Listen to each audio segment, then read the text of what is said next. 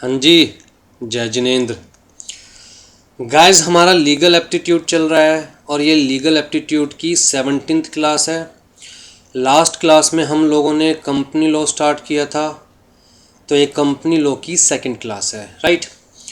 जो students first time हमारी videos देख रहे हैं उन लोगों को इन्फॉर्म कर दूं कि हम CS एग्जीक्यूटिव एंट्रेंस टेस्ट की सारी वीडियोस अपने यूट्यूब चैनल दीप ज्ञान क्लासेस पर अपलोड कर रहे हैं।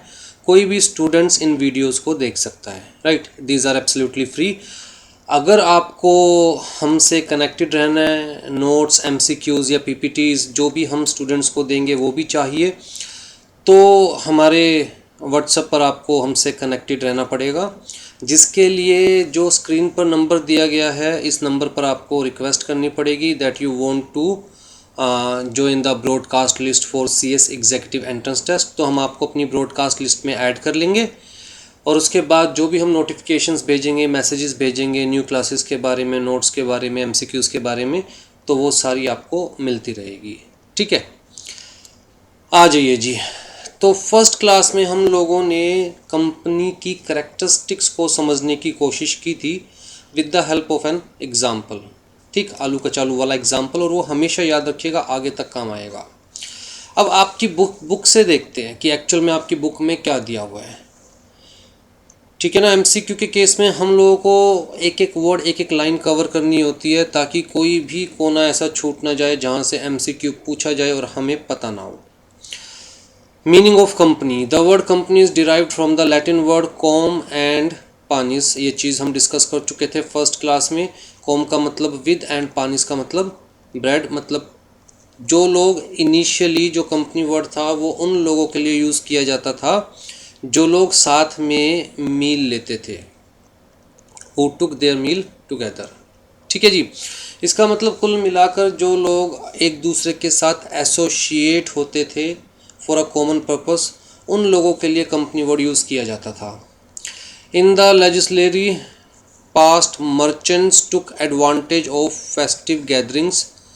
तो जी जो भी फेस्टिवल्स वगैरह होते थे पास्ट में, तो उन फेस्टिवल्स का एडवांटेज मर्चेंट्स लेते थे और आपस में बिजनेस मैटर्स डिस्कस करते थे, तो इसीलिए उन लोगों को हम कंपनी बोल देते थे। Now days the business matters have come more complicated and become more complicated and cannot be discussed at the length of festival gatherings।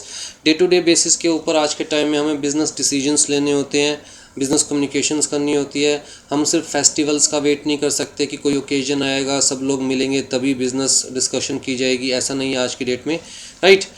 Therefore, the word company has assumed greater importance. It denotes a joint stock enterprise in which the capital is contributed by the large number of people. Thus, in the popular parlance, a company denotes an association of like-minded persons formed for the purpose of carrying on some business or undertaking। कुल मिलाकर जितना हमने अभी तक discuss किया है वही बात कही जा रही है कि बेसिकली कंपनी का मतलब association of persons for a common objective. A company is a corporate body, ये बड़ा इंपॉर्टेंट वर्ड है, कॉरपोरेट बॉडी, ठीक। And a legal person having statute and status and personality distinct and separate from that of the members constituting it. चलिए जी, सबसे पहले तो corporate body का मतलब समझने की कोशिश करते हैं। कहता है कॉरपोरेट बॉडी का मतलब क्या है, कॉरपोरेशन का मतलब क्या है। कॉरपोरेशन का मतलब कहता है एक लैटिन वर्ड कॉर्पस से डिराइव किया गया है विच मीन्स बॉडी। जो कॉर्पोरेट बॉडी वर्ड है, जो कॉर्पोरेट वर्ड है बेसिकली बॉडी, कॉर्पोरेट कह लीजिए, कॉर्पोरेट बॉडी कह लीजिए, कॉरपोरेशन कह लीजिए, ये बेसिकली एक वर्ड लैटिन वर्ड कॉर्पस से डिराइव किया गया जिसका मतलब क्या है, बॉडी। मतलब जो लोग आपस में मिलकर काम करना चाहते हैं वो लोग अलग अलग से नहीं हैं, वो लोग एक ही है, ठीक। जैसा लास्ट क्लास में हम लोगों ने डिस्कस किया था कि सब मिलकर अपने रिसोर्सेज यूज़ करते हैं ना, सब मिलकर अपने पैसे यूज़ करते हैं ना। जॉइंट स्टॉक का मतलब क्या हुआ, जॉइंट स्टॉक का मतलब जहाँ पर सब ने अपना स्टॉक इकट्ठा कर लिया, ठीक है। अगर मैं जनरल सेंस में बात करूँ तो देखिए ABCD ये अपना स्टॉक लेके आता है, ये अपना स्टॉक लेके आता है, ये अपना स्टॉक लेके आता है और ये अपना स्टॉक लेके आता है। तो ये जो स्टॉक हो गया क्या, ये जॉइंट स्टॉक ही तो है। फिर इस स्टॉक को आगे सेल किया जाता है, सेल करेंगे प्रॉफिट जनरेट होता है, प्रॉफिट आपस में डिस्ट्रीब्यूट कर लेंगे सारे, तो हम यही तो कहेंगे कि ये किस लिए इकट्ठे हुए थे। कहता है फॉर अ कॉमन पर्पस। कौन से कॉमन पर्पस के लिए? बिजनेस पर्पस के लिए, ताकि जो भी प्रॉफिट होगा ये आपस में डिवाइड कर सके। ठीक है, तो जो जॉइंट स्टॉक जो वर्ड यूज़ किया जाता है कंपनी फॉर्म बिजनेस के लिए, वो यहीं से यूज़ किया जाता है। बट आज की डेट में जॉइंट स्टॉक वाला काम नहीं है। कहता है जी अगर आपको कंपनी फॉर्म ऑफ बिजनेस में बिजनेस करना है, कंपनी के तौर पर बिजनेस करना है, तो जी आप पैसे लेके आइए। तो 25,000 रुपये अगर आपको लगता है कि हाँ जी हम 25,000 रुपये लगा के काम करना चाहते हैं, तो आप पैसे लेके आइए। ठीक है, अब स्टॉक वाला काम नहीं रहा है, आप पैसे लेके आइए। आप 4 लोग मिलकर कंपनी इनकॉर्पोरेट करना चाहते हैं, तो जी अपने आप को रजिस्ट्रार ऑफ कंपनीज के पास रजिस्टर करवाइए। जब अपने आप को रजिस्ट्रार ऑफ कंपनीज के पास रजिस्टर करवाएंगे under companies act, company law जो एट प्रेजेंट क्या है, कंपनीज एक्ट 2013, कहता है तब हम आपकी इस एसोसिएशन को क्या कंसीडर करेंगे? कंपनी कंसीडर करेंगे। जब तक आप अपने आप को रजिस्टर ही नहीं करवाएंगे गवर्नमेंट के पास, रजिस्ट्रार ऑफ कंपनीज के पास अंडर कंपनीज एक्ट 2013, तब तक आपकी एसोसिएशन को कंपनी कंसीडर नहीं किया जाएगा। और कंपनी के जो एडवांटेजेस हैं, कंपनी के जो बेनिफिट्स हैं, वो आपकी एसोसिएशन को नहीं मिलेंगे। ठीक है, अच्छा जो ये चीज़ याद रहेगी एमसीक्यू के पॉइंट ऑफ व्यू से। कॉर्पोरेट वर्ड कहाँ से आया? कहता है जी कॉर्पस से। कॉर्पस का मतलब बॉडी, जहाँ सब लोग मिलजुल कर काम कर रहे हैं, इंडिविजुअली किसी की कोई एग्जिस्टेंस नहीं है। अब जैसे यहाँ पर सारे अपना अपना पैसा लेके आए, कोई पूछेगा भैया कौन काम कर रहा है, ये कहेंगे यार हम सब मिलकर काम कर रहे हैं। ए का कितना है? कहता है इस चीज़ का कोई मतलब नहीं है, हम सब मिलकर काम कर रहे हैं। इंडिविजुअल की कोई एग्जिस्टेंस नहीं है, कोई पर्सनालिटी नहीं है, हम सब मिलकर हमने अपनी कंपनी का नाम रखा है ABCD लिमिटेड। कौन काम कर रहा है? ABCD लिमिटेड काम कर रहा है। ना ए काम कर रहा है, ना बी काम कर रहा है, ना सी, ना डी, बल्कि कौन काम कर रहा है? ABCD limited. तो ये जो अलग अलग लोग थे, इन्होंने अपनी एक क्या बना ली? बॉडी बना ली। ये जो अलग अलग लोग थे, इन्होंने क्या बना ली? अपनी एक बॉडी बना ली। इसीलिए कंपनी को क्या बोला जाता है? बॉडी कॉर्पोरेट भी। वैसे जो वर्ड बॉडी कॉर्पोरेट है कंपनीज एक्ट 2013 में डिफाइन है, लेकिन अभी उस डेफिनेशन में नहीं जाना चाह रहा। अभी फॉर द टाइम बिंग मैं आपको कहना चाह रहा हूँ कि जो बॉडी कॉर्पोरेट होती है, कंपनी भी एक बॉडी कॉर्पोरेट है, कंपनी भी एक बॉडी कॉर्पोरेट है। ठीक है, तो जो कॉर्पस वर्ड है लैटिन वर्ड, वहाँ से ये जो बॉडी कॉर्पोरेट वर्ड है वो फाइंड आउट किया गया है। Accordingly, corporation is a legal person created by the process other than the natural birth। तो देखिए आपको एक चीज़ समझनी होगी। एक तो होता है, कहता है जी नेचुरल पर्सन,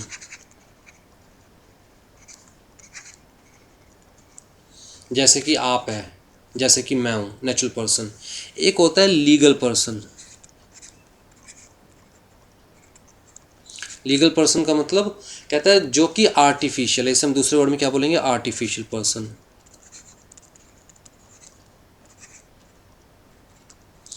कहता है जी ये जो लीगल पर्सन है या आर्टिफिशियल पर्सन है, नॉट अ नेचुरल पर्सन। कहता है नेचुरल पर्सन नहीं है, बट एक पर्सन की तरह ही इसकी लॉ की नज़रों में एग्जिस्टेंस है। Existed as person in the eyes of law.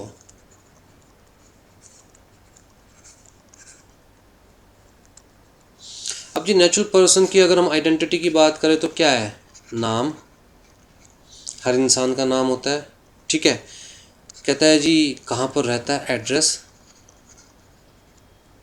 फिर जी माँ बाप कौन है? पेरेंट्स। फिर जी क्या काम करता है? बिजनेस। अच्छा कितने का इंसान है? तो हम कहेंगे जी कैपिटल या एसेट। ये चीज़ें मिलके क्या बना रही है? कहती है एक नेचुरल पर्सन की डिस्टिंक्ट आइडेंटिटी।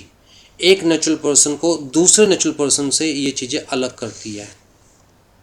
ठीक है, तो डिस्टिंक्ट आइडेंटिटी। कहता है अगर हम किसी बिजनेस को डिस्टिंक्ट आइडेंटिटी दे दें, मतलब उस बिजनेस का अपना नाम होगा, उस बिज़नेस का अपना एड्रेस होगा, उस बिज़नेस के अपने पेरेंट्स मतलब प्रमोटर्स होंगे, उस बिज़नेस का अपना काम होगा, उसकी अपनी कैपिटल होगी, उसकी अपनी एसेट्स होगी। तो हम उसे आइडेंटिफाई कर सकते हैं, उसे आइडेंटिफाई कर सकते हैं कि भैया ये बिज़नेस कौन से वाला बिज़नेस है। कहता है जब सब कुछ होगा तो हम उस बिज़नेस को क्या कंसिडर करेंगे, कहता है उसको भी एक पर्सन कंसिडर करेंगे। फ़र्क कितना है कि उसको लीगल पर्सन कंसिडर करेंगे, ठीक है। तो existed as person in the eyes of law. अच्छा, एक लीगल पर्सन है मतलब बिजनेस है, कंपनी है, उसके अपने खुद के हाथ नहीं है, खुद का पैर नहीं है, खुद से बोल नहीं सकती। अल्टीमेटली जो ये लीगल पर्सन है ये वर्क तो अपने रिप्रेजेंटेटिव के थ्रू ही करने वाला है। रिप्रेजेंटेटिव का मतलब क्या है, कंपनी फॉर्म बिजनेस के अंदर कहता है जी अपनी मैनेजमेंट, या इससे ज़्यादा प्रिसाइज करूँ तो अपने डायरेक्टर्स, अपने डायरेक्टर्स के थ्रू ही काम करने वाला है, राइट। तो लॉ की नज़रों में कंपनी की एक सेपरेट लीगल एग्जिस्टेंस है। लॉ कहता है कंपनी क्या है, एक बॉडी कॉरपोरेट,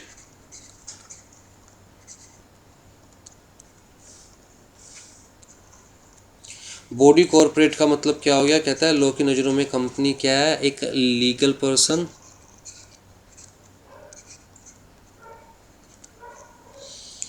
मतलब कहता है जी separate identity, separate identity. Law की नज़रों में कंपनी और जो कंपनी के मेंबर्स हैं वो अलग अलग हैं, कंपनी और कंपनी के डायरेक्टर्स हैं वो अलग अलग हैं। आप जब भी कोई मोबाइल परचेज़ करते हो तो आप क्या कहते हो, यार सैमसंग का मोबाइल परचेज़ किया, रिलायंस का मोबाइल परचेज़ किया, टाटा का मोबाइल परचेज़ किया। आप क्या उस कंपनी के डायरेक्टर का नाम लेते हो कि यार इस कंपनी के डायरेक्टर का मोबाइल परचेज़ किया? The answer is no. आप क्या उस कंपनी के मेंबर का नाम लेते हो? The answer is no. इसका मतलब आपकी खुद की नज़रों में company is something different from its members और directors, although this company is constituted by the members, although this company is managed by the directors, but इसकी अपनी एक अलग आइडेंटिटी है, अपनी एक अलग पहचान है।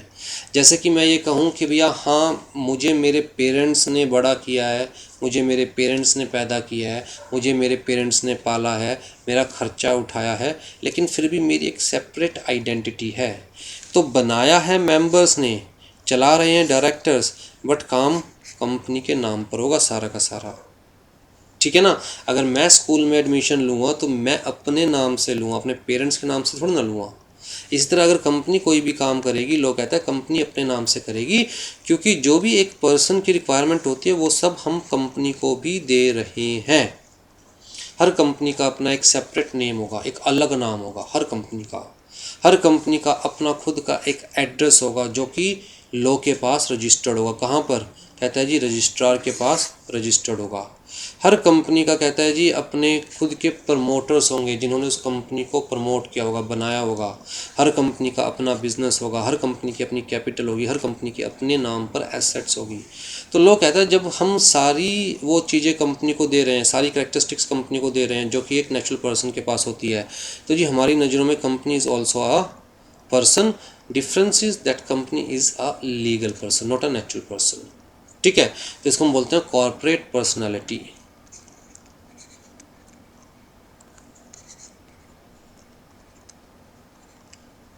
भाई नेचुरल पर्सनैलिटी तो नहीं है बट कॉर्पोरेट पर्सनैलिटी है कंपनी की, ठीक। It is for this reason sometimes called artificial legal person. As a legal person, corporate is capable of enjoying many of the rights and incurring many of the liabilities of a natural person, just like a natural person. In the legal sense, a company is an association of both natural और artificial person. अच्छा, ये चीज़ समझने की ज़रूरत है। कहता है company के मेंबर्स कौन हो सकते हैं, who can be the member of the company. तो जी राम हो सकता है, द आंसर इज यस। क्यों, लॉ की नज़रों में राम क्या है, एक पर्सन। लॉ की नज़रों में राम क्या है, एक पर्सन। कौन सा पर्सन, कहता है जी नेचुरल। नेचुरल है या आर्टिफिशियल है, पर्सन तो है लॉ की नज़रों में। कहता है जी रानी हो सकती है, यस। लॉ की नज़रों में ये भी क्या है, एक पर्सन, नेचुरल।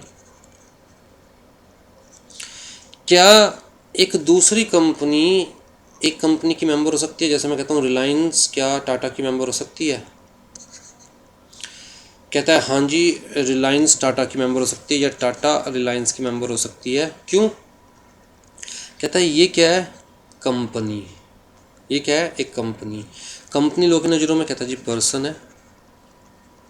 कौन सा पर्सन? कहता है जी लीगल। तो जी टाटा किसी और कंपनी की मेंबर हो सकती है। ठीक है, अभी देखते रहना ध्यान से। क्या एक HUF हिंदू अनडिवाइडेड फैमिली किसी कंपनी की मेंबर हो सकती है? कहता है जी लोग की नज़रों में HUF is not a person. जब लोग की नज़रों में ये एक अलग से पर्सन ही नहीं है, HUF की कोई सेपरेट लीगल आइडेंटिटी ही नहीं है लोग की नज़रों में। HUF को लोग कर्ता की नज़रों से देखता है, HUF की नज़रों से नहीं देखता, बल्कि जो भी HUF करता होता है उसकी नज़रों से देखता है। तो कहता है जब ये खुद ही पर्सन नहीं है लोग की नज़रों में, तो ये किसी और का मेंबर कैसे हो सकता है? मेंबर क्या कौन हो सकता है? सिर्फ एक पर्सन। ठीक है, इसी तरह अगर मैं बात करूं कि राम एंड ब्रदर्स,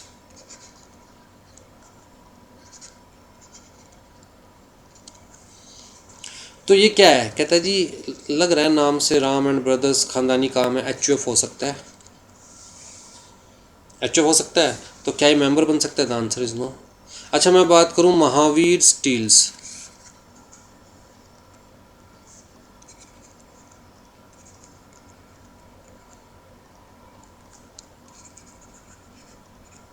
ये क्या है? मैं कहता हूँ जी पार्टनरशिप फर्म। पार्टनरशिप फर्म की लोग की नज़रों में एग्जिस्टेंस है? कहता नहीं, लो पार्टनरशिप फर्म को अलग से नहीं देखता, बल्कि पार्टनर्स को ही कंसीडर करता है। लो पार्टनरशिप फर्म को अलग से कंसीडर नहीं करता। कहता है जब लोग की नज़रों में इस फर्म की, पार्टनरशिप फर्म की लीगल एग्जिस्टेंस नहीं होती, तो ये मेंबर नहीं बन सकता।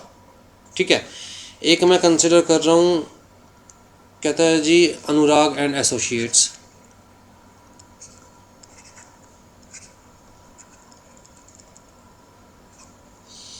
अगेन अब ये क्या है जी? कहता है आर्ट एसोसिएशन ऑफ पर्सन। अब एसोसिएशन ऑफ पर्सन के लोग की नज़रों में लीगल एग्जिस्टेंस है? The answer is no. तो क्या ये एसोसिएशन ऑफ पर्सन किसी कंपनी की मेंबर हो सकती है? The answer is no. तो कंपनी के मेंबर्स कौन हो सकता है? कहता है ओनली अ पर्सन।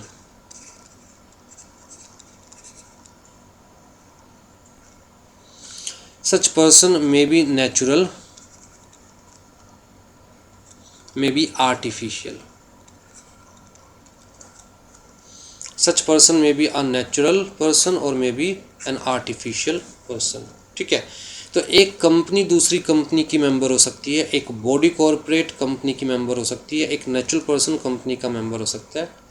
लेकिन कहता है जी ये HUF है, ये नहीं हो सकता, फर्म है, ये नहीं हो सकता, एसोसिएशन ऑफ पर्सन है, ये नहीं हो सकता, क्योंकि लोग की नज़रों में ये लोग पर्सन है ही नहीं।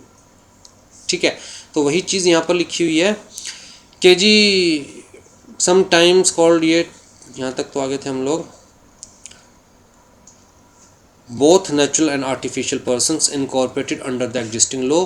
तो मैं आपको क्लियर कर चुका हूँ, आपकी एसोसिएशन को कंपनी तभी कंसीडर किया जाएगा जब आप अपने आप को कंपनी लॉ के अंदर रजिस्टर करवाएंगे।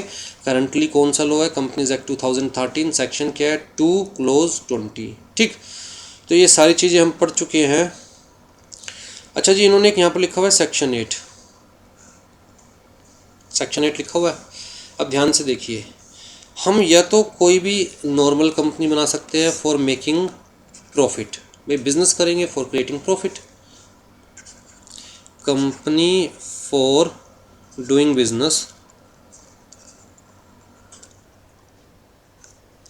मतलब कंपनी फॉर क्रिएटिंग प्रॉफिट।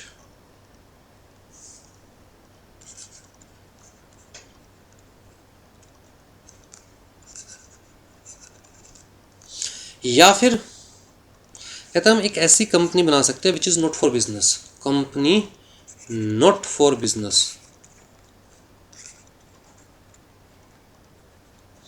तो जी बिजनेस के लिए फिर क्या है? कहता है जनसेवा के लिए। कहता है जनसेवा के लिए मतलब फॉर पब्लिक वेलफेयर। ठीक है, तो यहाँ पर मोटिव प्रॉफिट क्रिएट करने का नहीं है। अगर आप ऐसी कोई कंपनी बनाना चाहते हैं which is not for business, which is for public welfare, तो जी कंपनीज एक्ट 2013 का कंपनीज एक्ट 2013 का सेक्शन 8 ऐसी कंपनीज के साथ डील करता है।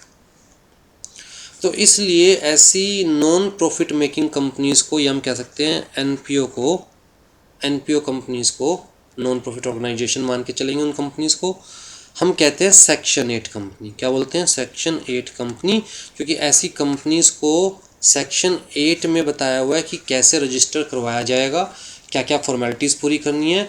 और एमओए एओए जो आपको याद हो लास्ट क्लास में हमने डिस्कस किए थे, फर्स्ट क्लास में, memorandum of association, articles of association, उनमें क्या क्या टर्म्स एंड कंडीशंस होनी चाहिए ऐसी कंपनीज के लिए स्पेसिफिकली इंस्ट्रक्शंस दे रखी है, ताकि लोगों को पता चल सके कौन सी नॉर्मल कंपनी और कौन सी ये सेक्शन 8 कंपनी है। ठीक है जी। But a company is not merely a legal institution, it is rather a legal device for attainment of any social or economic end. इन चीज़ों का कोई मतलब नहीं है। ये डेफिनेशंस याद कर लेना यार, ये एमसीक्यू में पूछी जा सकती है। ठीक है, जिस तरह यहाँ लिखा हुआ है, लॉर्ड जस्टिस जेम्स ने कंपनी को कैसे डिफाइन किया था? An association of many persons who contribute money और मनीज worth to a common stock and employs it in some trade or business and who share the profit and loss arising therefrom. The common stock so contributed is denoted in money and is the capital of the company. तो मतलब ये पूरी definition जो है वो किसने दी हुई है? कहता है जी जस्टिस जेम्स ने। तो ये चीज़ याद कर लेना, एमसीक्यू के पॉइंट ऑफ व्यू से ये इंपॉर्टेंट होता है। आ जाइए जी, nature and characteristics of company. तो जी जो करेक्टरिस्टिक्स देखिए यहाँ पर बताई हुई है ना, ये सारी हम लास्ट क्लास में डिस्कस कर चुके हैं, जो हम लोगों ने स्टोरी के फॉर्म में डिस्कस किया था। Corporate personality, I think meaning clear है कि हर कंपनी की अपनी एक पर्सनालिटी होती है, लोगों की नज़रों में अपना एक नाम होता है, अपना एक एड्रेस होता है, अपना बिजनेस होता है, अपनी कैपिटल होती है, अपनी एसेट्स होती है, राइट। कंपनी जो भी कॉन्ट्रैक्ट करेगी अपने नाम से कॉन्ट्रैक्ट करेगी, जो भी प्रॉपर्टी परचेज करेगी अपने नाम से परचेज करेगी, जो भी बिजनेस करेगी अपने नाम से करेगी। तो उसी चीज़ को हम बोलते हैं that yes even a company is having a personality just like natural person. तो इसलिए कंपनी की पर्सनैलिटी को क्या बोलते हैं? Corporate personality, because company is a corporate, company is a body, right. Limited liability का कंसेप्ट भी हमने लास्ट क्लास में डिस्कस किया था। इस क्लास में भी हम लोग आपकी बुक के अकॉर्डिंग डिस्कस करेंगे। परपेचुअल सक्सेशन मतलब existence for ever, separate property है, ट्रांसफरेबिलिटी ऑफ शेयर्स है, capacity to sue and be sued. तो जो capacity to sue and be sued ये कहाँ से आ रही है? कहता है कॉर्पोरेट पर्सनालिटी से। लोग की नज़रों में कंपनी एक सेपरेट लीगल पर्सन है, तो जी लोग कहता है अगर कंपनी से दिक्कत है तो कंपनी के ऊपर केस फाइल करो, कंपनी के मेंबर्स या डायरेक्टर्स के ऊपर केस फाइल नहीं कर सकते। इसी तरह कंपनी अगर किसी के ऊपर केस फाइल करना चाहती है तो कंपनी अपने नाम से केस फाइल करेगी, ना कि कंपनी के मेंबर्स या डायरेक्टर्स अपने नाम से केस फाइल करेंगे। ठीक है। कॉन्ट्रेक्चुअल राइट, अगेन ये वाला जो करेक्टरिस्टिक है ये भी कहाँ से आ रहा है? कॉर्पोरेट पर्सनैलिटी से। लोग कहता है भाई कंपनी की एक सेपरेट लीगल एग्जिस्टेंस है तो कंपनी अपने नाम से कॉन्ट्रैक्ट में एंटर करेगी सारे के सारे। तो इसका मतलब कंपनी के डायरेक्टर्स अगर कंपनी के बिहाफ पर कॉन्ट्रैक्ट साइन कर रहे हैं तो नीचे लिखेंगे for and on behalf of company. Limitation of actions है हमारे पास, सेपरेट मैनेजमेंट है, voluntary association of profit. Separate management समझ रहे हो ना, डायरेक्टर्स वाला कंसेप्ट जो लास्ट क्लास में डिस्कस किया था। टर्मिनेशन ऑफ एग्जिस्टेंस मतलब ये सारी जो करेक्टरिस्टिक्स है ये लास्ट क्लास में हमने डिस्कस की थी। अब आपकी बुक के अकॉर्डिंग इन सारी करेक्टरिस्टिक्स को हम लोग डिस्कस करेंगे। आ जाइए जी, सबसे पहले क्या है? Corporate personality. कहता है by incorporation under the law the company is vested with a corporate personality unique quite distinct from the individuals who are its members. तो ये चीज़ हम पहले भी डिस्कस कर चुके हैं that company is having a separate legal existence which is different from its members which is different from it's directors, right. तो कहता है जी कंपनी अपने नाम से काम करेगी, अपने नाम से ही कोई भी एक्ट करेगी, इस कंपनी की अपनी साइन होंगे, जैसे मेरे अपने साइन है, आपके अपने साइन है। कहता है कंपनी के भी अपने साइन होंगे, पर कंपनी के तो हाथ नहीं है, कोई दिक्कत नहीं है, कंपनी की सील बना देंगे। स्टैंप होती है जैसे, वैसे ही कंपनी की सील होती है, लेकिन रबड़ स्टैंप जैसे नहीं होती कंपनी की सील। कंपनी की सील होती है मेटालिक, मेटल की बनी हुई, जिसमें कंपनी का नाम एनग्रेव्ड होता है, खुदा हुआ होता है, राइट। और वो सील बहुत इंपॉर्टेंट होती है, स्पेसिफिकली सील किसी को असाइन की जाती है, लेट से कंपनी सेक्रेटरी को या किसी डायरेक्टर को साइन की जाती है कि बेटा कंपनी की सील तेरी कस्टडी में रहेगी, अगर इसका मिसयूज़ हुआ कहीं पर भी ये लगी पाई विदाउट एनी अथॉरिटी तो यू शैल बी लायबल। ठीक है, तो कंपनी के जितने भी इम्पोर्टेंट कॉन्ट्रैक्ट्स होते हैं उन सब पर ये सील लगाई जाती है, ये शो करने के लिए कि जो भी बंदा इस कॉन्ट्रैक्ट को साइन कर रहा है वो अपने पर्सनल बिहाफ पे साइन नहीं कर रहा बल्कि कंपनी के बिहाफ पे साइन कर रहा है। पर्सनली बंदा लायबल नहीं होगा, कंपनी शैल बी लायबल। तो its assets are separate and distinct from those of the members, it is also a different person from the members who compose it. तो वही सारी चीज़ें हैं जो कि हम लोगों ने अभी तक डिस्कस की है, मैं दोबारा से इसे डिस्कस नहीं कर रहा हूँ। और इसी चीज़ को कहता है जी एक केस में भी साफ किया गया था, शिरोमणि गुरुद्वारा प्रबंधक कमेटी वर्सेस श्री श्यामनाथ दास, ये जो केस है इस केस में भी डिस्कस किया गया था। अच्छा, आप में से बहुत सारे सोचते होंगे पीछे AIR लिखा हुआ है, 2000 लिखा हुआ है, SCW लिखा हुआ है, 139 लिखा हुआ है, ये क्या होता है? तो इसको मैं अलग से समझाऊंगा एक क्लास के अंदर। ठीक है, ये बेसिकली क्या होता है कि जौन सी लॉ बुक के अंदर ये रूलिंग छपी थी, ये केस छपा था, तो उस बुक का नाम दे रखा है जर्नल जिसे हम बोलते हैं। फिर जी कौन से ईयर में छपा था, कौन सी कोर्ट का डिसीजन था, कौन से पेज नंबर पे छपा था, तो इस तरह से ये डिटेल होती है, तो उसको मैं अलग से आपको समझाऊंगा। आज ये जी कहता है जो सेपरेट लीगल एग्जिस्टेंस वाला कंसेप्ट है वो उसके लिए जो सबसे लीडिंग केस है that is salmon versus salmon and company. इस केस को आप ध्यान रखिएगा। देखिए, कंपनी लॉ किसी भी कंपनी सेक्रेटरी के लिए ब्रेड एंड बटर है। हमारी आधी ज़िंदगी being the company secretary company law में ही निकल जाती है। कंपनी लॉ पढ़ने में, कंपनी लॉ समझने में, कंपनी लॉ के प्रोविजंस ही हम अप्लाई करते हैं और उन्हीं से हम बिज़नेस क्रिएट करते हैं, राइट। तो कंपनी लॉ का एक एक वर्ड बड़े ध्यान से समझिएगा, जो अभी समझा रहा हूँ एग्जीक्यूटिव में भी काम आने वाला है। तो ये जो केस लॉ है this is the leading case law, जिसे हम दूसरे वर्ड्स में बोलते हैं लैंडमार्क केस लॉ। एक कहते हैं ना मील का पत्थर रख दिया कि लो जी ये एस्टेब्लिश्ड हो गया, अब इससे ना आगे जाया जा सकता ना पीछे जाया जा सकता, जो इसमें कह दिया बस वही फाइनल है, अब इस पर कोई और बहस नहीं होगी। ठीक है, तो लैंडमार्क केस लॉ कौन सा है जी? कॉरपोरेट पर्सनैलिटी वाले कैरेक्टरिस्टिक के लिए salmon versus salmon and company. कब का है? 1897 का, मतलब बाबा आदम के ज़माने का। अब जी उस वक्त अंग्रेज़ों का राज था, बड़ी सिंपल सी बात है, अंग्रेज़ों का राज था, तो जो अंग्रेज़ों की सुप्रीम कोर्ट थी, हाउस ऑफ लॉर्ड्स, उसने बेसिकली ये डिसीजन दिया था जो इस केस लॉ में दिया गया था। पहले केस लॉ को समझने की कोशिश कीजिए ताकि आपको समझ में आए कि सेपरेट लीगल एग्जिस्टेंस का, सेपरेट लीगल पर्सनालिटी का मतलब क्या है। तो जी एक सैलमन था भाई साहब, और ये ना इंडिविजुअली ये कह लीजिए खानदानी बूट्स बनाने का, शूज़ बनाने का काम कर रहा था, और स्पेसिफिकली लेदर मर्चेंट था ये। ठीक है, boot manufacture and leather merchant, और ये ना अकेला ही कर रहा था काम, खानदानी काम कह लीजिए। ठीक, तो जी इसे लगा काम को बढ़ाया जाए, काम को बढ़ाने के लिए पैसे की ज़रूरत है, तो इसे लगा क्यों ना अपने काम को कंपनी में कन्वर्ट कर दिया जाए। ठीक, अब जी कंपनी में काम को कन्वर्ट कैसे किया जाता है ये सुन लीजिए। तो जी जो ये सैलमन था एस, इसका जो भी बिज़नेस था, इस बिज़नेस की पहले वैल्यूएशन की जाएगी,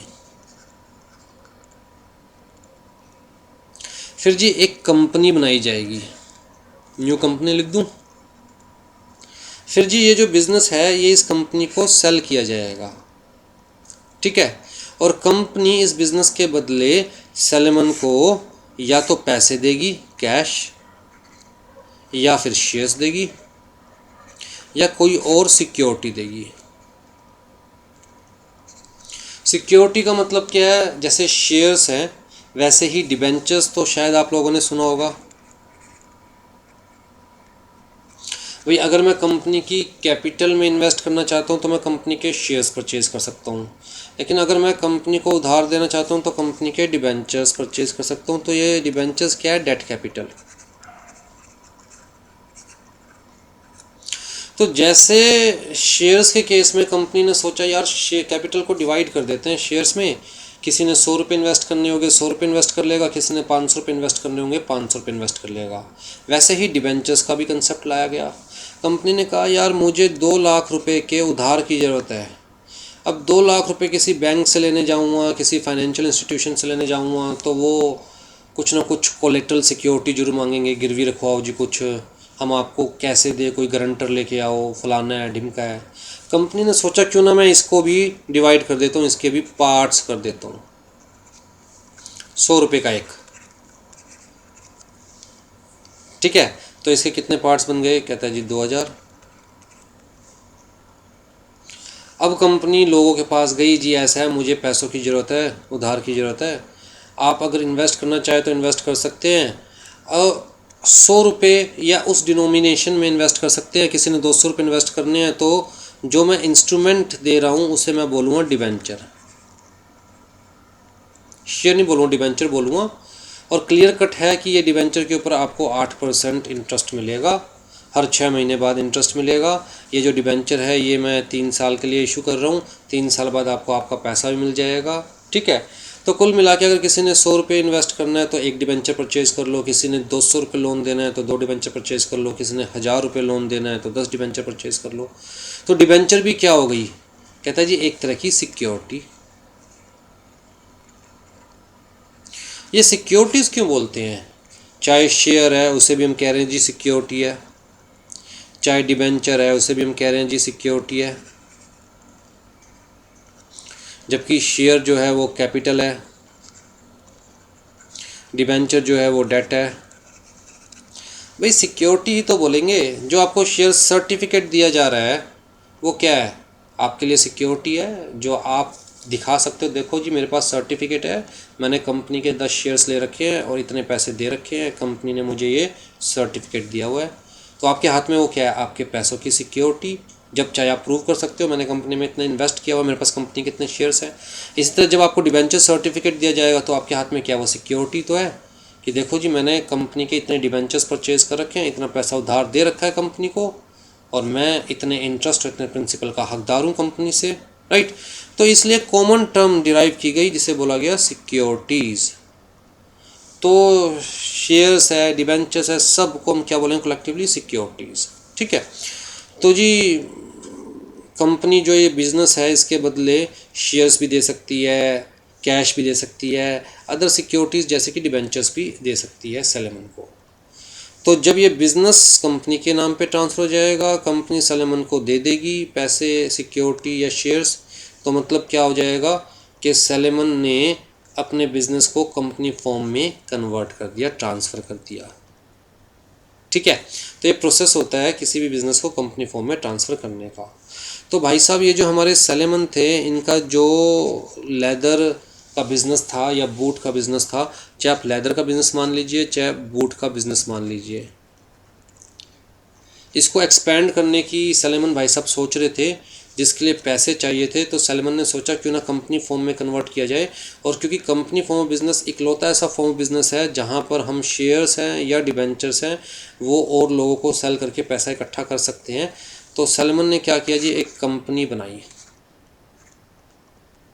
और इस कंपनी का नाम रखा सेलेमन एंड कंपनी। कंपनी का नाम क्या रखा, सेलेमन एंड कंपनी, ठीक है। अब जी कंपनी को अपना ये बिज़नेस इसने क्या कर दिया, ट्रांसफ़र, और बदले में कंपनी ने इसे कुछ कैश दिया, कुछ शेयर्स दिए, कुछ डिबेंचर्स दिए। देखते हैं जी कितना कैश दिया, कितने शेयर्स दिए, कितने डिबेंचर्स दिए। तो जी कंपनी जो बनाई गई थी, कहता है he formed a limited company consisting of himself. Company के इनिशियल मेंबर्स कौन थे, वो खुद था, उसकी वाइफ थी, उसकी डॉटर थी, उसके 4 सन थे, मतलब 7 जने हो गए और 7 फैमिली मेंबर्स थे।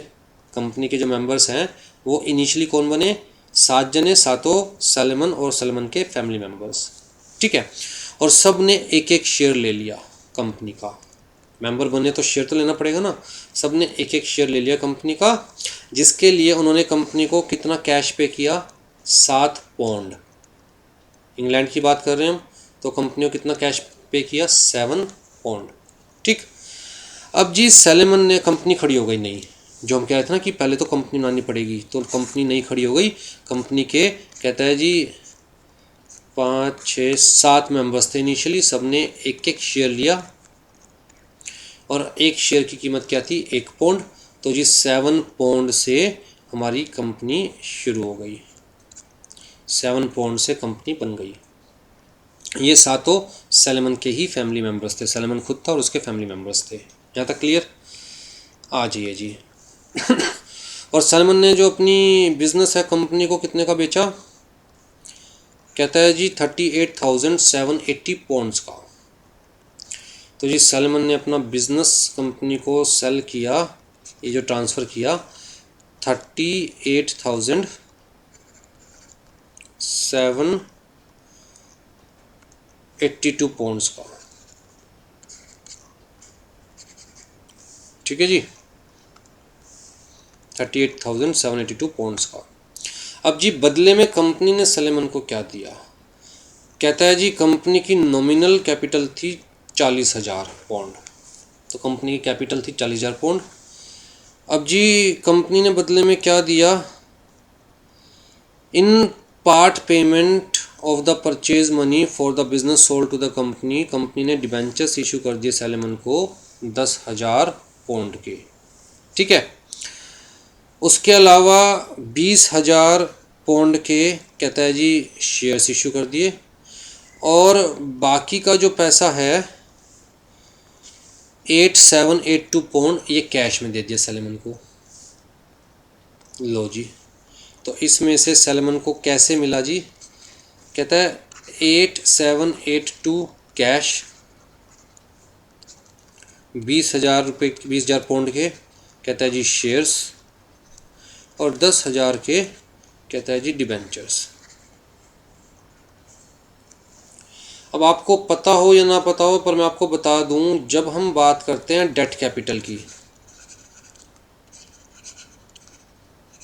तो बहुत तरह के हो सकते हैं। उधार तो बहुत तरह से लिए जा सकते हैं। कंपनी बहुत तरीक़ों से उधार ले सकती है। जैसे कि कंपनी ने उधार में सामान लिया, मैन्युफैक्चरिंग करती थी ना कंपनी, राइट? तो उधार में सामान लिया, तो वो भी क्या है? कंपनी के ऊपर उधार ही है, डेट ही है। तो जिसे हम क्या बोलेंगे? क्रेडिटर्स। तो बिजनेस क्रेडिटर्स इसे हम बोलेंगे। कंपनी ने बैंक से पैसा लिया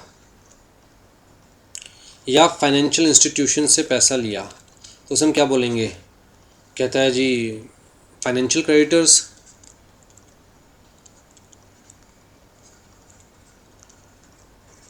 उसके अलावा कंपनी डिबेंचर्स इशू कर सकती है, और डिबेंचर्स इशू करके भी डेट कैपिटल रेज कर सकती है। ठीक है। अब जी ये क्या होते हैं? अनसिक्योर्ड।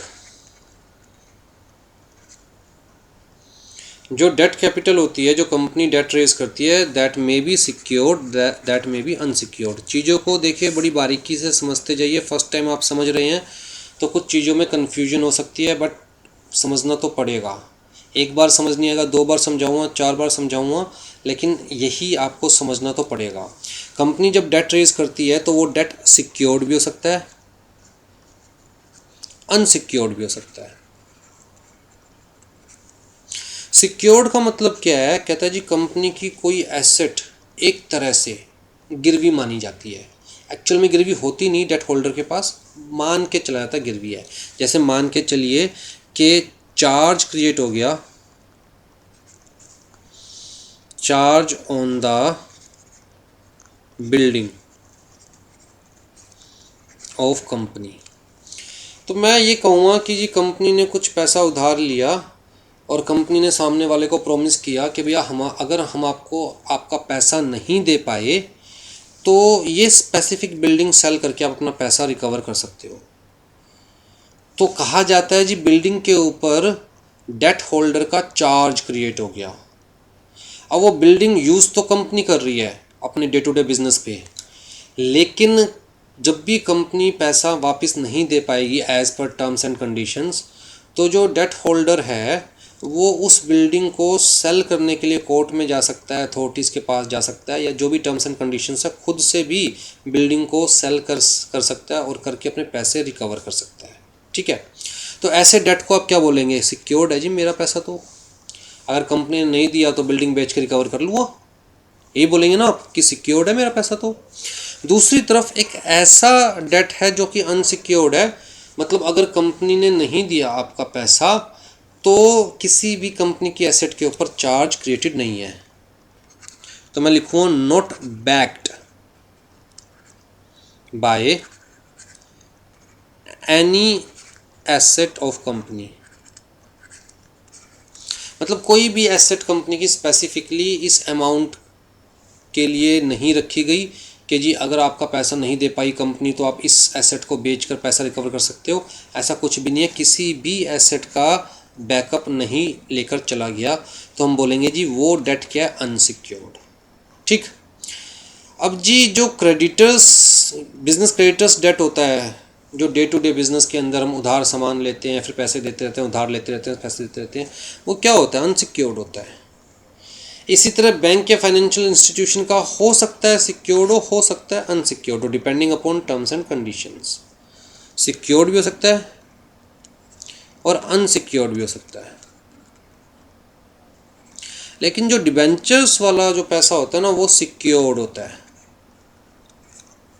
मैं ये नहीं कह रहा अनसिक्योर्ड डिबेंचर्स इशू नहीं किए जा सकते, कंपनी चाहे तो कर सकती है, लेकिन लॉ मना करता है। लॉ कहता है debentures can only B secured. ठीक है, तो मैं ये मान के चलूँगा कि डिबेंचर्स का पैसा क्या होता है, हमेशा सिक्योर्ड। तो वही चीज़ यहाँ पर दी हुई है कि जो डिबेंचर्स इशू किए थे कंपनी ने सैलमन को, वो डिबेंचर्स सिक्योर्ड थे, secured by a floating charge. अब फ्लोटिंग चार्ज क्या होता है उसमें मत जाइए, बाद की बात है, बट फिलहाल ये मान के चलिए कि ये सिक्योर्ड थे। मतलब अगर कंपनी ने सैलमन के 10,000 रुपये नहीं दिए तो सैलमन कंपनी की एसेट को सेल करके अपने पैसे रिकवर कर सकता था। चलो जी, ये तो थी कॉन्स्टिट्यूशन ऑफ द कंपनी पूरी की पूरी। सैलमन ने कंपनी बनाई। इनिशियली कंपनी में 7 शेयर्स थे। सैलमन के सातों परिवार के बंदों ने वो एक एक शेयर ले लिया। कंपनी 7 पौंड से इनकॉर्पोरेट हो गई। फिर जी सैलमन ने अपना बिजनेस कंपनी को सेल कर दिया, जिसके लिए कंपनी ने सैलमन को कैश दिया, शेयर्स दिए, डिबेंचर्स दिए। ठीक है, अब जी बिज़नेस चलता रहा, लेकिन कुछ टाइम बाद क्या हुआ, कंपनी की हालत खस्ता होनी शुरू हो गई। बिज़नेस अफेक्ट हुआ, जो कुछ हुआ, कंपनी की हालत खस्ता होनी शुरू हो गई। और एक टाइम ऐसा आया जब कंपनी के ऊपर उधार ज़्यादा था और कंपनी के पास एसेट्स कम थी। तो जी कहता है कंपनी के ऊपर, कंपनी के पास एसेट्स थी खाली इतनी सी 6050 पौंड्स की, जबकि कंपनी के ऊपर उधार क्या था, कहता है 10,000 रुपये तो सैलमन के डिबेंचर्स वाला उधार था। उसके अलावा कहता है 8,000 का अनसिक्योर्ड ट्रेड क्रेडिटर्स का उधार था। तो जी कंपनी की एसेट्स कितनी थी, 6050, और कंपनी की जो लाइबिलिटीज़ थी वो क्या थी, कहता है डिबेंचर्स थे, कितने के, 10,000 पौंड्स के। ये तो किसके थे, सैलमन के, सैलमन को देने थे कंपनी को पैसे।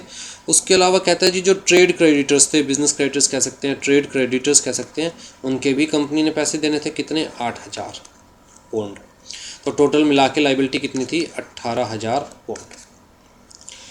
अब जी कंपनी ने क्या किया, अपनी ये एसेट्स को सेल करके पैसे किसको देने की कोशिश करी, कहता है जी सैलमन को। किस लिए, ये डिबेंचर्स वाले पैसे देने के लिए। तो ट्रेड क्रेडिटर्स जो थे XYZ जो भी थे वो पहुँचे कोर्ट में। अब जैसे इंडिया में सुप्रीम कोर्ट है, इंग्लैंड के अंदर क्या है, हाउस ऑफ लॉर्ड्स। इंग्लैंड के अंदर क्या है, हाउस ऑफ लॉर्ड्स। तो जी वो पहुँचे हाउस ऑफ लॉर्ड्स के पास, माय लॉर्ड करते करते कि जी ये तो अंधेर नगरी चौपट राजा वाला काम हो गया। अरे सैलमन का ही तो बिज़नेस है ये कंपनी और कुछ थोड़ी ना है। सैलमन और सैलमन की फैमिली मेंबर्स ही तो इस कंपनी के मेंबर्स हैं। और आज जब पैसे देने की बारी आई तो पहले पैसे अपने घर लेके जा रहे हैं। अरे भैया पहले पैसे थर्ड पर्सन्स का दो, ट्रेड क्रेडिटर्स का दो, अगर कुछ बचे तो अपने घर लेके जाओ। पर ये तो उल्टा काम कर रहे हैं, पहले पैसे अपने घर लेके जा रहे हैं। सैलमन ने कहा भैया मैं कंपनी इनकॉर्पोरेट करके कंपनी का मेंबर बन गया, कंपनी का डिबेंचर होल्डर बन गया, अब कंपनी अलग है, मैं अलग हूँ। जैसे ट्रेड क्रेडिटर्स को पैसे लेने वैसे मुझे भी कंपनी से पैसे लेने, अपना बिजनेस बेचा था कंपनी को, फ्री में थोड़ी ना लेने पैसे। तो हाउस ऑफ लॉर्ड्स ने क्या कहा कि भैया एक बार कंपनी इनकॉर्पोरेट हो गई, फिर कंपनी अलग, और कंपनी को इनकॉर्पोरेट करने वाला अलग, मतलब कंपनी के मेंबर्स अलग है, कंपनी के डायरेक्टर्स अलग है कंपनी से। ठीक है, तो जैसे आप हो कंपनी के लिए थर्ड पर्सन, वैसे ही सैलेमन है कंपनी के लिए थर्ड पर्सन, चाहे सैलेमन कंपनी का मेंबर है और चाहे कंपनी के सारे मेंबर्स सैलेमन की फैमिली मेंबर्स ही है। लेकिन कहता है वो लोग अलग हैं और कंपनी अलग है। आपने जो काम किया था कंपनी के साथ किया था, सैलेमन के साथ थोड़ी ना किया था। आपने काम जो किया था कंपनी के साथ किया था, और आप कंपनी से पैसे रिकवर करने के लिए केस फाइल कर सकते हैं। लेकिन जब कंपनी लिक्विडेट होएगी, कंपनी का दिवाला निकलेगा, तो पहले पैसे तो सिक्योर्ड क्रेडिटर के ही दिए जाएंगे, और सिक्योर्ड क्रेडिटर कौन है? सैलेमन है, तो पहले पैसे सैलेमन के ही दिए जाएंगे। आप ये नहीं कह सकते कि कंपनी और सैलेमन दोनों एक ही हैं। कहता है जब तक सैलेमन खुद का बिजनेस कर रहा था तब तक बिजनेस और सैलेमन एक था, लेकिन जैसे ही उसने बिजनेस को कंपनी फॉर्म में कन्वर्ट कर दिया, अब कंपनी अलग है, बाकी सब अलग है। ठीक है, means company is having a separate legal existence in the eyes of law. यही बात हाउस ऑफ लॉर्ड्स ने कही, जो कि यहाँ पर बताई हुई है। पढ़ना चाहे तो पढ़ सकते हैं, लेकिन एमसीक्यू के पॉइंट ऑफ व्यू से क्या इंपॉर्टेंट है, ये केस लॉ इंपॉर्टेंट है, और केस लॉ मैंने आपको पूरा अच्छे से समझा दिया है। ठीक है, फिर जी ऐसा ही एक और केस लॉ है हमारे पास, जो आपकी बुक में दिया हुआ है, Lee versus Lee's air farming limited. ये केस लॉ क्या है? कहता है जी एक बंदा था ली ने और उसके फ्रेंड ने मिलकर एक कंपनी बनाई, और कंपनी का क्या काम क्या था? जो ये एरोसोल एयर ड्रेसिंग होती है, मतलब हेलीकॉप्टर या एरोप्लेन के थ्रू खेतों में फर्टिलाइज़र्स डाले जाते हैं, तो वो काम था। ठीक है, अब जी ली एक पायलट था, क्वालिफाइड पायलट था ली, और कंपनी के कहता है ऑल बट वन का मतलब सारे सिवाय एक के, ऑल बट वन शेयर्स किसके पास थे? ली के पास। अगर मान लो कंपनी के 100 शेयर्स थे तो 99 ली के पास थे और एक इसके फ्रेंड के नाम पे था। ठीक है, तो इन दोनों ने मिलकर कंपनी बनाई, ली क्वालिफाइड पायलट था ही, और ली ही कंपनी का मैनेजिंग डायरेक्टर था, और एयरक्राफ्ट के थ्रू फर्टिलाइज़र्स जो फार्म्स के अंदर फेंकने थे उसके लिए पायलट की ज़रूरत थी, तो ली ही क्वालिफाइड पायलट भी था। तो जी कंपनी के अंदर ली ही एम्प्लॉय भी था as pilot.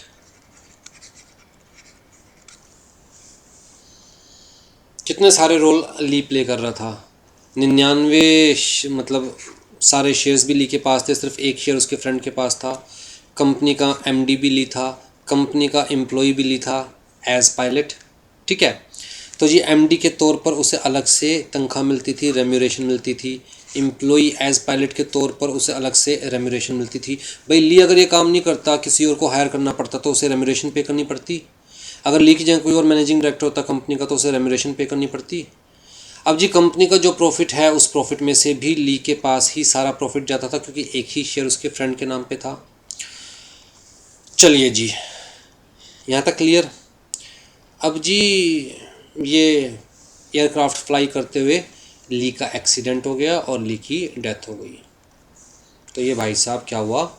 Died in the course of employment.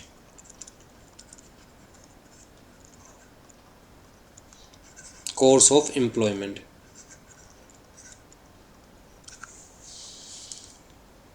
अब जी जब ये ऑन ड्यूटी मरा एज पायलट, तो जो ली की वाइफ थी ली की वाइफ ने कंपनी से कंपनसेशन मांगा कि जी मेरा पति ऑन ड्यूटी मरा है, कंपनसेशन दो। अब जी ये जो एक इकलौता बंदा रह गया कंपनी में, इसने मना कर दिया कंपनसेशन देने से। इसकी दलील क्या थी, इसकी प्ली क्या थी कि भैया ली और कंपनी कोई अलग अलग थोड़ी ना थे, सारे शेयर्स ली के पास थे, मैनेजिंग डायरेक्टर ली था, पायलट ली था, ली और कंपनी में कोई डिफरेंस थोड़ी ना था। कोई अपने आप को भी कंपनसेशन देता है क्या? तो बात कोर्ट में गई, कोर्ट में भी फ्रेंड ने सेम बात बोली कहता जी कंपनी और ली तो दो लोग थोड़ी ना थे, एक ही तो था। ली ही तो कंपनी था, सब कुछ ही तो ली कर रहा था। एम्प्लॉय भी ली था, एमडी भी ली था, सारे शेयर्स भी ली के पास थे। तो ली और कंपनी दो अलग अलग चीज़ थोड़ी ना है। तो इसको कंपनसेशन किस चीज़ का, कोई अपने आप को कंपनसेशन कैसे दे सकता है? कोर्ट ने कहा ना भैया, अगर ली पर्सनल कैपेसिटी में सारे काम कर रहा होता एज प्रोप्राइटर, सोल प्रोप्राइटर, तो ली में और बिजनेस में कोई डिफरेंस नहीं था। लेकिन अगर ली कंपनी बनाने के बाद काम कर रहा है तो लॉ ने कहा बेटा कंपनी ना तेरी ना ली की, कंपनी अपने आप की। कंपनी की अपनी एक सेपरेट लीगल एग्जिस्टेंस है और कंपनी के नाम पर ही काम चल रहा था। ली कंपनी का मैनेजिंग डायरेक्टर था, कोई दिक्कत नहीं है, उसके नाम की अलग से रेम्यूनरेशन लेगा ली। ली कंपनी का एम्प्लॉय था, कोई दिक्कत नहीं है, उसके नाम से अलग से रेम्यूनरेशन ले रहा था ली।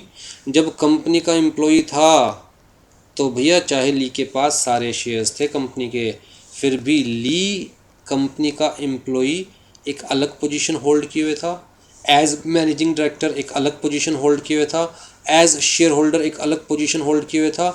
तो भैया इस पोजीशन के नाम का कंपनसेशन तो देना पड़ेगा। You cannot say that Lee and company both are one and the same thing. कहता ना, कंपनी की अपनी एक सेपरेट लीगल एग्जिस्टेंस होती है which is different from its members, which is different from it's directors. ठीक है, तो अगेन ये कॉर्पोरेट पर्सनालिटी की कंपनी की अपनी एक अलग पर्सनैलिटी है, कंपनी अपने नाम से काम करती है, कंपनी के मेंबर्स या कंपनी के शेयर होल्डर्स या कंपनी के डायरेक्टर्स कंपनी के मालिक नहीं कहला सकते।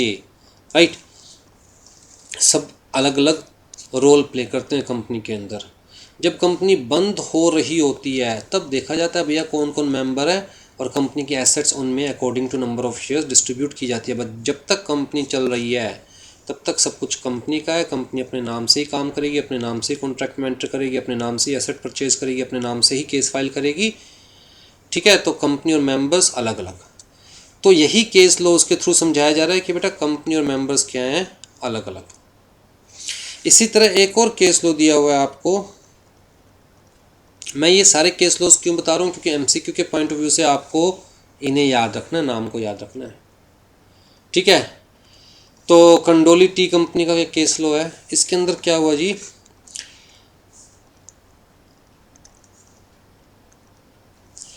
मान के चलते हैं एक्स वाई जेड तीन लोग थे।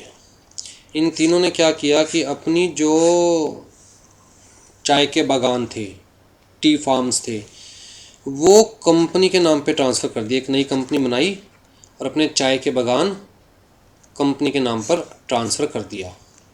बदले में कंपनी ने शेयर्स दे दिए, ख़त्म।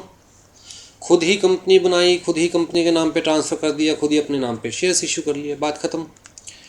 अब जी आपको पता हो, अगर हम टी की बात करते हैं तो टी प्रोडक्शन के ऊपर एग्रीकल्चरल इनकम कंसिडर की जाती है और इनकम टैक्स में कहा हुआ है कि कुछ परसेंट जो इनकम है that is exempted, certain percent of income is exempted.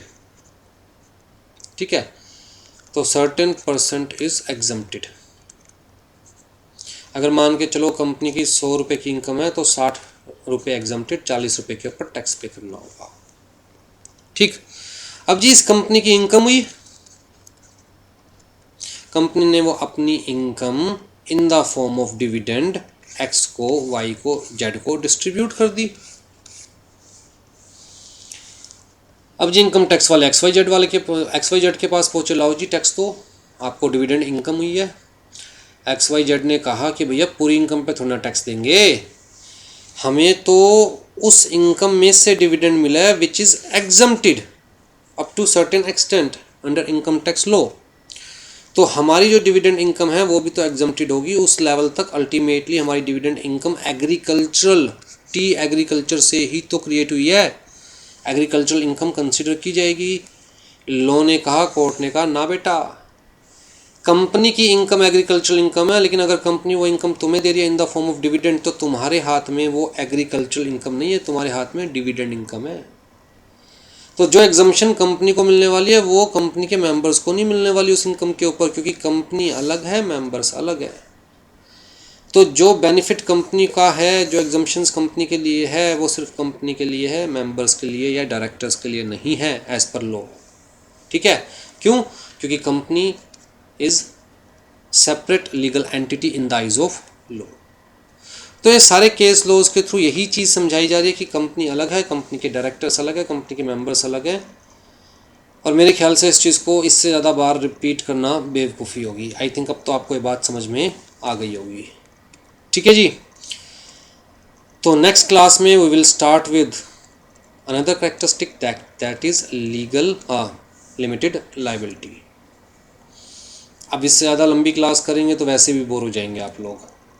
ठीक है, चलिए, टेक केयर।